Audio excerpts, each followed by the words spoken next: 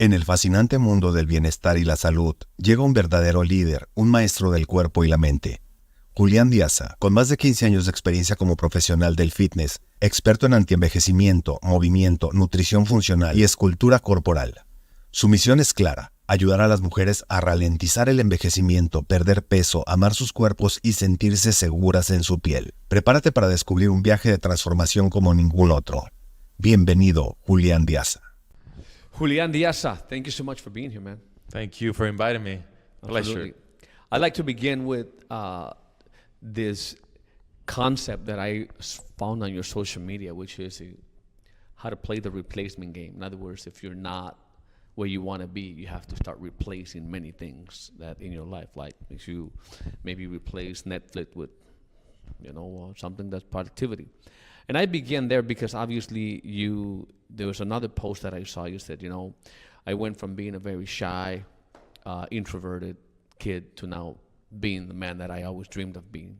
So you had to replace a lot of things to get here. Many things. Let's talk about that. I think it's important what we choose to do and what to replace, from habits to values.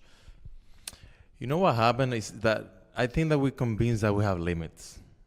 And I think we don't. It's just like, it's our mindset, like what we were talking before. When you realize that you are powerful beyond anything that you can imagine, and you start believing in that, you know where you're at the moment, and you realize where you have to go. In order for you to go somewhere, you need to stop doing things that you know are not conducive to that.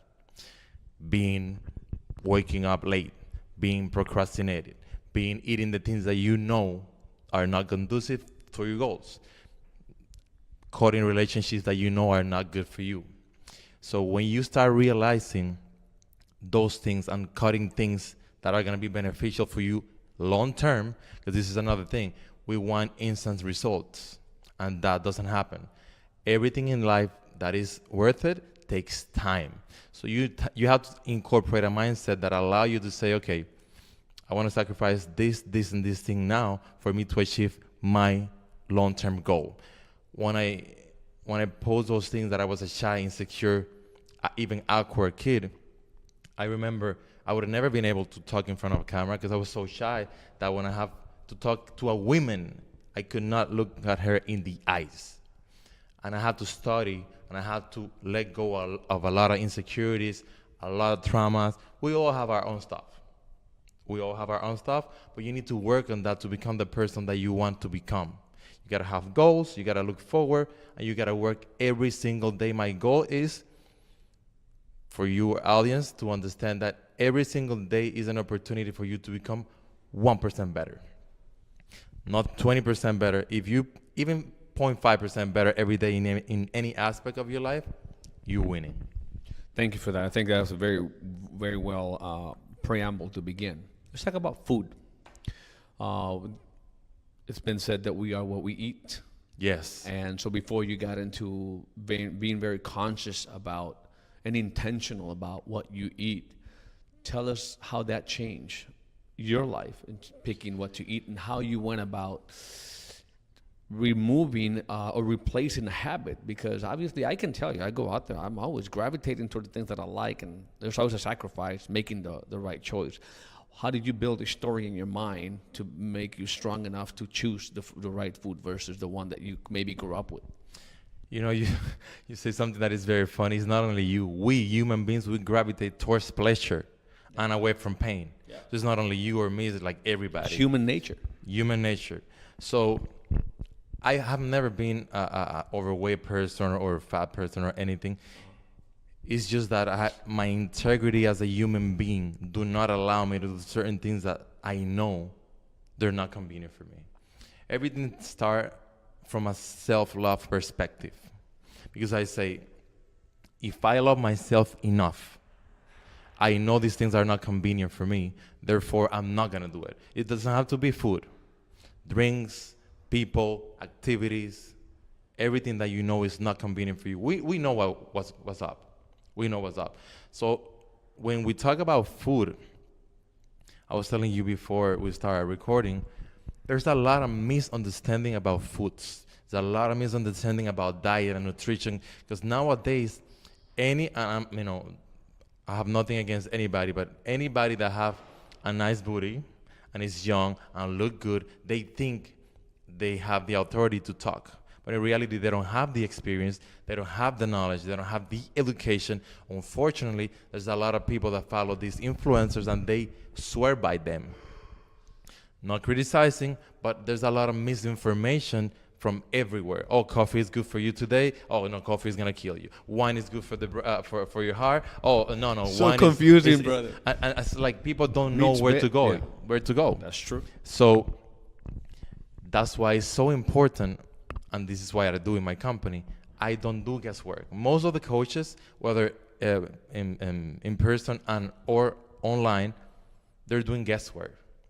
In my company, we dedicate a lot of resources to make sure that I test you, and those results tell me exactly a blueprint of what you need to eat, how much you need to eat, how much you need to move, the blood. You take some blood. I do blood, I do exercises,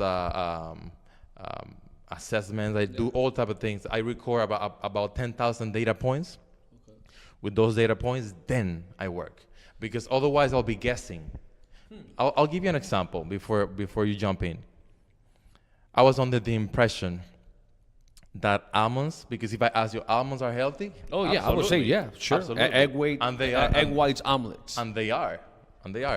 But for me, in my specific case, a handful of almonds is the equivalent of me having a Cheesecake Factory cheesecake. My blood sugar goes through the roof. So if I tell you, hey, you know what, I'm going to give you a diet, you're going to eat chicken breast, broccoli, asparagus, this and that, without testing you, I might be doing you a disservice, because I don't know how those foods are reacting on you. Guys, food is not food. Food is information that is going to do biological things inside of you. Wow, that's very interesting, because it opened up a whole new can of worms for me in this conversation, because now it's as you were saying, look, I go about my life being intentional about what I eat. My integrity as a human person will not let me touch things that I know is bad for me. But you know that with more clarity because you've done that assessment on yourself. Correct. For a regular guy like me who's going out there, it's lunchtime, I'm gonna go out there. Now, I don't know what that, something that by the general knowledge or just general knowledge out there, that omelets are good for me because they're high in protein. Yes. I'm thinking that may be good for me. Now, I don't know. I've not done a personal assessment. So, but I mean, even if people don't do that, because, you know, we're looking at 8 billion people out there that every day have to That's a lot of people, That's a lot of assessments. Just general things in the mindset of, let's say, you're saying what you eat is so critical to success. And it's probably just more than the food, because you develop a new discipline, correct, right? Of being strong to say, okay, well, I know alcohol, definitely, no matter how the assessments are probably going to be bad unless I'm wrong. And maybe there's something in there that says alcohol is actually good for you. They might say that to sell you more alcohol, but in reality it's not. It's a non-toxin. So there are some things that are, no matter who you are, are going to be bad, and something that are going to be good. And so when you first came in, I said, well, we'll talk about mindset. You're like, man, that's going to be big. It's all about the mindset. And I started with the food because obviously it's, we put stuff in our mouth every day, eat every day. And I know that affects how we feel, physical appearance, emotions, all that stuff. But, you know, going to the next piece, unless you want to add something else to that, is the emotional intelligence. You know, you definitely were operating differently when you were that shy, little boy. That you had to learn how to manage that emotions differently today to being who you say is the version of yourself you always wanted to see, and went from somebody who couldn't look at somebody in the eyes, and now you're obviously the opposite. What changed in you emotionally to get that level of confidence? You know, I've always been an athlete. For you guys that don't know me, I play many sports: baseball, volleyball, basketball. Everything that was free, I was on it. My mom was, and she still is, a very smart human being. And she identified when she divorced my dad that I was suffering and I was not adapting well. So she put me in every sport possible for me to channel that frustration or anguish or whatever it was, and that plays a good role. That was a segue for me to get into the fitness arena. When I was 14 years of age, I was super skinny, super insecure, and I saw a movie that changed my life. Arnold Schwarzenegger was, I don't remember the name of the movie really, but I saw this muscular guy with a beautiful body driving a 911 Porsche Carrera. I was like, I want that. I want that. I associate muscles with success and a life that I ambition. So I start working out immediately. The owner of the gym took me under his wing, and by the time I was 16, I was a different person. But I attribute that change to the discipline that I have to put in the fitness arena, in the nutritional arena, and the people that I surround myself with. So it's not only pure mindset, it's who you surround yourself with, what are your thoughts in a daily basis that is very conducive because the people that you hang out with, they talk to you. They are your mentors. They are your circle. So if you're only talking about gossips and talking about nonsense, that's why your brain is going to be impregnated of, you know? My life changed because of the surroundings and a decision that I make that I didn't want to be the way I wanted, the way I was. I mean, there's nothing wrong with being shy, but when I saw that guy in the TV, I knew that I had to do something different to become that person. So I started working out. I started hanging out with different people that I knew were successful already in the fitness arena. Wow. And then I was a child. I knew this by instincts. It's not like I thought about it, but by virtue of proximity, I became better. And then when I started feeling the way I felt, I identified that I wanted to give this gift to people. I don't sell fitness. I don't sell weight loss. I sell transformation because I transform myself from being super insecure, super shy, super awkward, to be somebody that can be with the president of the United States talking, and I do not care what it is. I'm very confident, borderline cocky for some people, but it is what it is. So it's a combination of factors. You know what's funny? Because when you said, I was looking at Arnold driving around, a sports car. 911. You have no idea. Like after all these interviews that I'm doing with successful people like you, there's a common denominator, a common thread. They were inspired by somebody. That was this little spark that ignited this whole thing. Yeah. Because you're following that image. That was the inspiration moment for you. Yeah. That now you run through walls to make sure that you get that. And that's what you're living. And that's not even that like by thinking, I have a very strong mind. By thinking and attracting, things came to my life that I was not even expecting. People that inspire me even further, that elevate my levels, that make me challenge myself. Because you took action in Yeah. pursuit of that vision. Yes. And then those actions brought about all these other experiences you couldn't even visualize. Yes. That's why I always say, the activity will not only give you the knowledge you need, but also bring the people. Once you move, a lot of things and resources will come to you to help you materialize that. That's what I think is the universe moving in your favor once you take the action to do it. That's what I tell people. Like, people want to have everything perfect to start. Yeah. They're like, just go. You want to lose weight? Just start walking. It's for free. Start walking twice a day after you eat. That's great. After that, you implement more stuff. But if you say, oh, you know what, I'm going to wait for next year because I have my budget for me to hire a personal trainer, there's millions of videos. There's a lot of information there. You just need to start moving. And loving yourself a little bit, because in 15 years plus that I have as a professional, I have never sit down with somebody that tell me, you know what, I want to feel bad today. Nobody want to feel bad. But yet, you don't do anything to feel better. So you need to start from a place of self-love first and understand, listen, and I always say this to everybody, You are a special edition human being. There's not gonna be anybody like you ever in the universe. By virtue of that, you should appreciate yourself more. Because we're convinced that we need money, that we need fame, that we need status. We don't need anything. We're perfect the way we are. We can improve, yes, but we're perfect the way we are because the universe brings us here for a reason. Okay. Well, let's keep diving into that mindset because it's really what it is.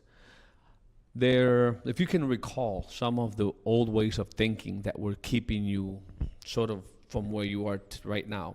We already spoke about inspiration. We saw that image, that car, that muscle guy that brought about all this. But what things that you conscious today that you can reflect back on and said, well, I used to think that, and now I think this, that are bringing a new reality to you?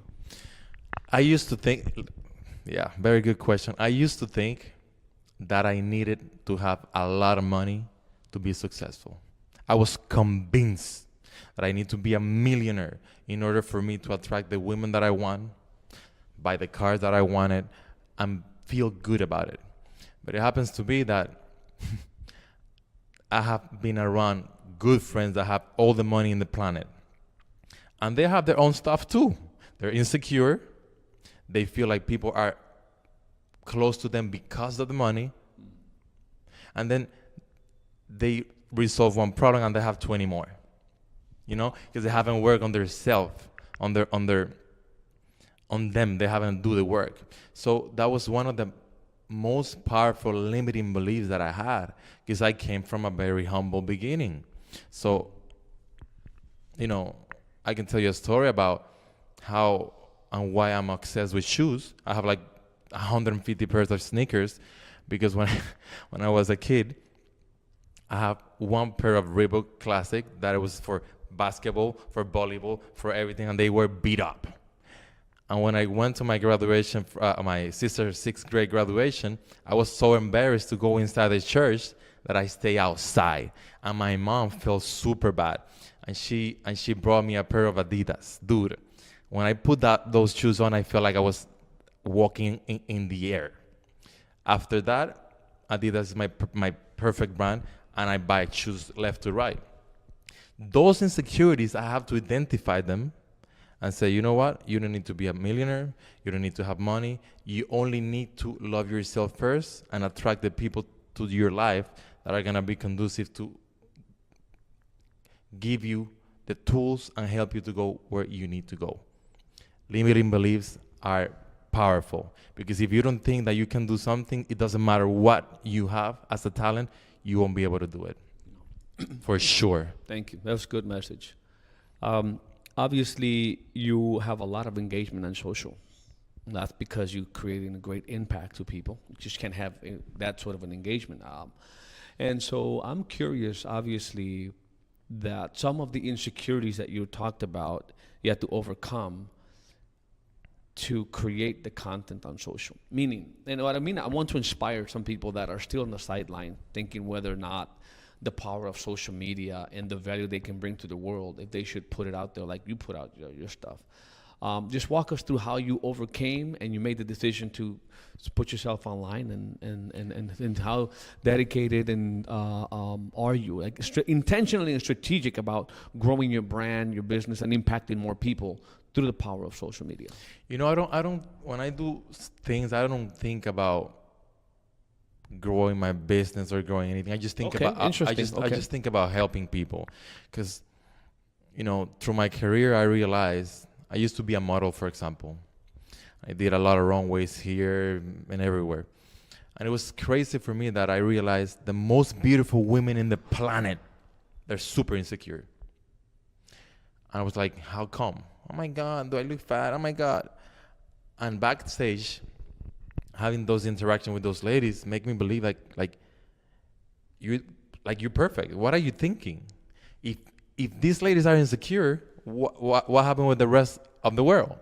So it's a mindset thing. And then when I do something in my social media, or I just see somebody, I feel that to say something, I do it because it's not like I want to be inspiration for anybody or anything, but I feel like I need to give somebody an option to change, you know? Sometimes I feel like I'm talking to somebody somewhere that might have the issues that I had before, and they just need a little push. You know, when you're doing ways that sometimes you get stuck, and you have somebody that it's like a little push, and then you push the way up. That's what I feel like. Somebody somehow, somewhere need that little push to take action. That if they don't, probably, if I don't say what I have to say from my heart, they probably won't do it. And the reality is that for us to be happier and for me at least, to feel like I'm achieving something, I need to help. I need to be of service. I want to make sure that people thrive. I don't like to see people sad, depressed, with anguish. If I can help somebody, I will. It comes from my heart. I don't think about what can I do to engage my social media more. I should, but I don't. I do it from my heart because I think that the universe gives you everything that you put out. Absolutely. Yeah. To wrapping up, I have couple more things that I want to pick your brain with. Is just like food, obviously, one of the things you've been really vocal about right now is that who you hang out with. I'm sure everybody's heard that your current outcome is the result of the 5 people you hang out with. Yeah. Do you have a process like when you let people into your circle as you go about meeting all these people, especially with what you do? How do you really weed out the people that you don't want in your life? How do you bring about those people you do want in your life? The first thing you have to have is standards, period. You need to have your standards. You need to know who you are and what you want from life and what you're willing to tolerate. Because if you don't have boundaries and standards, then you allow anybody, is a buffet. Anybody can come and eat, right? Identifying who you are as a person, your standards, your boundaries, your person is going to allow you to say, you know what? I love you from far. I know based on your behaviors, your characteristic, that you are not a good match for me. There's no problem of being friends from far. We can hang out, whatever, but you're not going to be in my circle. Because in my circle, I just allow X type of people. And this is not being, not excluding people. Arrogant. No. Right. Because we associate being humble with allowing stuff. Yeah. And allowing stuff that are not convenient to Where your do you life. put the line, like right? that's dumb. You need to set boundaries in relationships, in business, in friendships, with your family. Listen, if some That's family true. member cross the line, you gotta cut them loose. They do it once, they do it twice, they do it 3 times. They'll do it forever if you don't put them a stop. And for you to make those clear lines, you need to identify who you are, what are your boundaries, and what is it that you want from life. Because if you don't know to begin with what is it that you want, how to get there, you're not gonna have boundaries. So it's very important for you to set boundaries so you identify the qualities that you're looking for in a friend, in a relationship, in a business partner, and allow those type of people to get in. Otherwise, we're losing a lot of time, a lot of mental real estate, and emotionally, it's a disaster as well. Yeah. Last one is, I hear that no matter how smart we think we are, we always need to be not just inspired, but a vision get expanded by people that have been to places we still yet to get to. And like you said, every human being doesn't want to be worse tomorrow than they are today. We all go to work to improve our lives. Yeah. And with that, what I'm trying to ask is, how do you then, aside from picking who your circle is, who do you inspire to grow? Let's say to grow tomorrow. Who are you modeling right now? Who is your inspiration at this moment that you're aspiring to be like? Not to be them, but that motivates you to be that better version of yourself today. I have different people that I follow that not in social media that I emulate. I don't imitate people, I emulate, that are good in different aspects. My good friend, Dr. Shino B. Aguilera. Hi, Shino. An amazing human being. He's like my spiritual top guy. He's my friend. And he was a very instrumental part of my spiritual transformation. Because we, sorry, we came from same backgrounds, from humble beginnings, and he's one of the best anti-aging doctors there is, an amazing human being. He inspired me. Another friend that I have, Mike Tomas, an amazing human being, an amazing business mind. He inspired me because besides being very successful in business, he's very down to earth, very humble. He is always willing to help newer, younger generations to understand the business arena and become better. Another one of my friends, baseball player, Hall of Famer, Pedro Martinez, amazing athlete, and a mindset that guy have. I always want to emulate because he became a Hall of Famer based on his mindset. He didn't have the body, he didn't have the height. He had a mindset of a champion since he was like 17 years of age. And I saw his process, and I work out with him, and I always he always inspired me, because I say, this guy is crazy. It's unbelievable the amount of pain that he can tolerate. So I want to become better in every aspect of my life. So I have different people that I look, what they do, how they do it, so I can become better. But ultimately, and this is a message that I want to really incorporate into the conversation, you will never get to your goal, because once you reach a threshold, you want to become better, and then you want to become better. So this is never going to end. At the end of the day, like I told you in the beginning, we have that potential to always reach a new level. Like, who knows what level we are unlimited. Like we put limits on our head, but really we don't. We just have to understand that consistency give you a lot of success. My mantra in life is honesty and consistency. When I say honesty, I'm not saying to be honest with anybody, but honest with yourself. Because you can lie to whoever you want, but you can never lie to yourself. And consistency is being consistency with the things that you say you will do, because otherwise you're lying to yourself. You got Brother, it. that makes a lot of sense. Thank you for everything that you shared. I know we could go on and on, but if you want to follow Julian, make sure we'll put the handle somewhere around where you're watching this video. And don't forget to share this with the people that you love, because they're going to get all these golden nuggets. And, you know, sometimes all it takes is just an inspiration. One little paradigm shift could transform your life forever. One little phrase can change your life forever. So make sure that you share and subscribe. And, Julian, I can't thank you enough. Let me shake that hand one more time. Thank you, my man. Thank you so very much for being here. Bye, guys. Love you. And you know what? Share it. Enjoy it. And like I said, just a little push. 1% better every day. That's that. Take care. Love.